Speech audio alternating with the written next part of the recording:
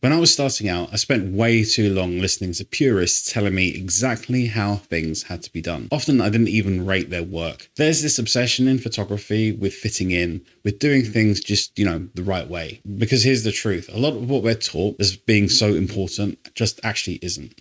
Meanwhile, the stuff that actually matters, like lighting, composition, and seeing moments, we barely talk about those things. We're too busy arguing over ISO levels, exposure settings, dynamic range, and whether you're a real photographer if you're using auto settings. Today, I'm going to break down the most overrated camera settings in photography and what you can do instead to actually get better results. Because here is what no one is telling you. The best camera settings are the ones that can get out of your way so you can focus on what actually matters. But first, I'm curious as to what settings do you think photographers obsess over way too much?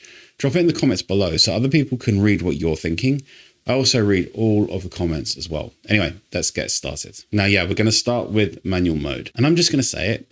The idea that real photographers shoot in manual is a myth that needs to die. And look, I get it. I'll be the first to tell you that you should learn manual mode. It's brilliant for understanding exposure. It's essential for studio work. And sometimes it's absolutely the right tool for the job. Consistent lighting, long exposures, flash photography. And also, when you get difficult backlighting, that's when manual mode makes the most sense. But this kind of drives me mad that there's this belief that you should use it all the time, that somehow you're not a proper photographer if you ever touch aperture priority. And that's why I've seen photographers completely sabotage their own work. Manual mode creates this sort of unnecessary cognitive load when you're in changing lighting situations. And that actually makes you a worse photographer. Let me share a perfect example. My partner, Katie, she's my second shooter at weddings. She shoots in aperture priority just all day long with just one lens. And what's really great about that is she's able to constantly hunt for little interesting compositions, pockets of light, real interactions between guests, is because she's not thinking about exposure at all. But why does this work so well? Because exposure is just mathematics. Your camera's better at that than you are most of the time. Meanwhile, your brain can focus on what actually matters, like seeing light, finding the composition and anticipating moments. So think about it this way. Your brain has limited processing power, right? Especially mine. When you're in manual mode, you're wasting it on those calculations. That's brain power that could be reading emotions on someone's face, spotting the perfect moment about to happen, or noticing a shift in lighting that then becomes interesting or makes a scene work. When Katie uses aperture priority with auto ISO, her camera's handling all of that exposure baseline stuff for her. And her mind's completely free to focus on the creative elements that make actually good photos. Manual mode isn't evil. Like I said, everyone should learn it. But if you're treating it like it's some badge of honor, that's just ego getting in the way of taking actually good photos. Use manual mode when it helps you create better images, and use other modes when they help you create better images. The goal is compelling photographs, not proving that you can do the maths of exposure in your head. Your creative brain, that's the irreplaceable element in photography. So don't waste that on tasks that technology can handle better. Here's something you can try right now, though, to experience this kind of cognitive freedom yourself. Just set your camera into aperture priority, also ISO, and set a minimum shutter speed of about 200th of a second. Now, here's the crucial part. Turn off image review on your camera. And if you're shooting a mirrorless camera, turn off exposure preview. Google it if you don't know how to do it. And this way, you're not seeing the exposure adjustments in your viewfinder. And importantly, you're not being distracted by them. Go out and shoot for an hour, but make this purely a compositional exercise. Focus on framing, finding shots, and seeing light, and just capturing those moments. Let your camera handle all of the exposure calculations so you're not distracted by them while you concentrate on seeing. And I think you'll be amazed at how much more aware you become of your surroundings when your brain isn't having to calculate technical settings all the time. Speaking of creative freedom, this brings me perfectly to number 2, which is perfect white balance. Because once you stop obsessing over the accuracy of it, you'll quickly discover that a correct color doesn't always mean better color. Now, don't get me wrong, perfect white balance absolutely has its place. It's crucial to understand how it works. So if you're shooting commercial work or product photography, white balance accuracy definitely matters. Your clients need a sweater or a top or some clothing to look exactly the right shade of blue, for example. But documentary work, journalism, Yes, you want accurate colors, but for portrait work, street photography, artistic projects, accuracy does not equal emotions and feeling. Here's what I want you to remember. You're not here to document the world perfectly. You're here to interpret it. You're here to show us how it felt, not just how it looked. Let me show you what I mean with some examples.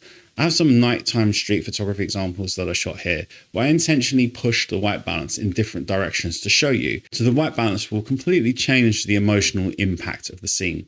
When I cool down the white balance on an urban night scene, pulling those blues and cyans forward, the city feels more sort of isolating, more cinematic. It's got more of that noir sort of feeling about it. The same image pushed warmer starts to feel more inviting, more human, like there's life and warmth in that urban environment. And this is the thing about white balance. It's actually one of the easiest creative levers we have. Yet photographers get so caught up in getting it right that they forget it's a powerful storytelling tool. I have some studio portrait work examples to demonstrate this as well. The same portrait with technically correct white balance might feel okay, but warming up slightly and suddenly there's this intimacy and connection that you get, but cool it down and you create this intensity and drama. None of these approaches are wrong or right specifically. They're creative choices that serve in the storytelling that you're trying to tell to others. So think about different lighting environments and how color temperature affects your emotional response.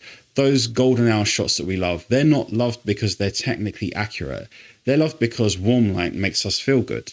It triggers psychological responses tied to comfort, nostalgia, and connections that we have. But on the flip side, cooler light can enhance feelings of solitude, like contemplation. But here's what happens. Photographers get so caught up in getting right white balance in camera that they forget they've got this incredible tool at their fingertips, obsessing over Kelvin values when they should be asking themselves, what emotion am I trying to convey? So what I do instead is I pick my white balance in camera to match the mood I want, not reality. But the real creative decisions happen when I'm editing. I want to make it look how it felt, not how it was. Then here's a challenge for you that you can do almost immediately. So pick a scene that you can photograph repeatedly, maybe somewhere outdoors. Nighttime is a good one to do it because you can really see those changes dramatically. But set your white balance to something that's obviously wrong and take pictures of that scene. Take a few different photos and then switch to a really opposite white balance. So go really cold and then go to really warm. And then something in the middle as well. And pay attention to how the different color temperatures make you feel about that scene. So you're shooting the same scene with different white balance settings. And notice how it might even change what you choose to focus on and how you frame your shots. Now, number 3 is this obsession that ISO must stay low. I need to address this one because it's probably costing you more photographs than any other single technical hang-up. Now, I'm not saying that ISO doesn't matter at all. If you're shooting landscapes on a tripod or product photography in a studio, then absolutely. Keep your ISO as low as you can. Image quality does matter when you're making large prints or commercial work. I get that to a point. Every amazing photograph that you've ever seen was about capturing the right moment with compelling composition, beautiful light. Not one of them was great because it had clean pixels. But you know what people comment on when they look at your photos? It's the emotion, it's the story, it's the connection they feel with it. Nobody has ever looked at one of my images and said, oh, great shot, but I can see some noise there. Just in the shadows, if I look really closely, I can see some noise. Oh, bad photo. It doesn't work like that. What we used to consider unusably high ISO is now pretty clean.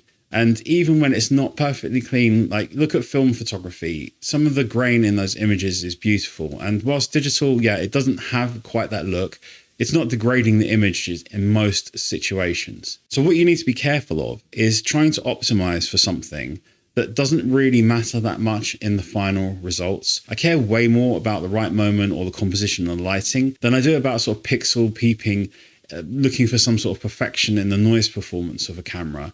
And it's the kind of stuff that only other photographers will ever see. Your audience cares about how your photos make them feel, not about your camera's technical performance. So here's how to prove this to yourself. Set your camera to ISO 6400 right now. Just lock it there and leave it there and do a shoot with it. Something that's not important so you can see the results and judge for yourself. And if you feel yourself instinctively saying, yes, but why would I shoot at 6400 when I can get a lower ISO and keep my photos cleaner? Then you're thinking in the wrong way. Yes, that is part of photography, to try and keep the ISO down. But it really hits to my entire point. You're focusing really hard with that reaction on something that doesn't matter that much, where the correct reaction should be, okay, let's go and see what I can do with this. And I tell you why you have that reaction. If you feel like, but I need to keep the ISO down as low as possible and keep the noise out of the images, let me give you a clue. You know all those noise reduction software companies out there? Yeah, that's your answer. So do that after your shoot, review your images, and I'll guarantee you discover something important. The photos that will work despite the noise. And the photos that don't work wouldn't have worked at ISO 100 either. You'll start to see like minor technical imperfections like grain are completely irrelevant when you've captured something real and that has some emotional impact to it. Now, this challenge might feel counterintuitive, like I said earlier, since I just spent time telling you not to obsess over settings, then gave you specific settings to try. But here's the difference. These exercises aren't about following new rules. They're about breaking old limitations so that you can see that you can discover what actually matters in your photography. What really separates compelling photographers from technically competent ones isn't their camera knowledge. It's about their ability to see light, recognize moments, and understand composition and connect with their subjects. These are uniquely human skills that require your full attention and creativity. So if this resonated with you and you're kind of ready to stop obsessing over settings and start focusing on what actually matters, lighting, composition, capturing moments, I've got some resources that can help. First, get my free ebook on studio lighting. It's in the link down below. It will show you some of my favorite lighting setups in the studio. And speaking of what actually matters, let's talk about editing for a second.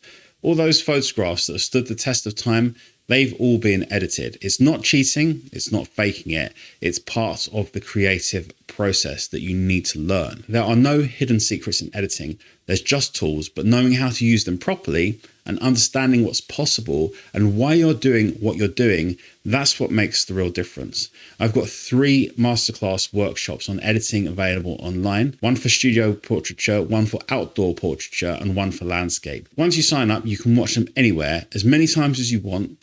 And instead of spending years bouncing between random tutorials, not knowing what you're supposed to learn, these workshops will fast track you through everything that I do the way that I do it. So if you like the look of my work, the links are in the description down below. That's all for today. I'll see you in the next one. Take care. Bye-bye.